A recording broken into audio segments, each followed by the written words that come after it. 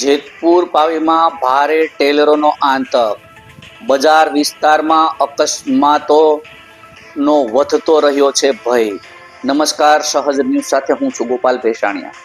જેતપુર પાવીના મધ્ય વિસ્તારમાંથી પસાર થયેલા પથ્થર ભરેલા મોટા ટેલરો પસાર થતા નગરજનોમાં અકસ્માતની ભીતિ વ્યાપી છે। છેલ્લા ઘણા સમયથી સાંજના સમયે આવા ભારે અને તોતિંગ ટેલરોના અવરજવરથી ટ્રાફિક સમસ્યામાં પણ વારંવાર સર્જાઈ રહી છે। ઘૂંટવડ વિસ્તારમાં આવેલી ગ્રેનાઇટ માઇન્સમાંથી નીકળતા પથ્થર ભરેલા ટેલરો બજાર વિસ્તારમાંથી જ ઝડપભેર પસાર થાય છે। બજાર વિસ્તારમાં દિવસભર ખરીદી કરવા આવતા નગરજનો, મહિલાઓ અને બાળકોની અવરજવર વધુ રહેતી હોવાથી અકસ્માતનો ખતરો ગંભીર બની રહ્યો છે। સ્થાનિકોના જણાવ્યા મુજબ ઘણા ટેલરો ગતિ મર્યાદાનું પાલન કર્યા વગર ટ્રાફિક નિયમની અવગણના કરી પસાર થાય છે।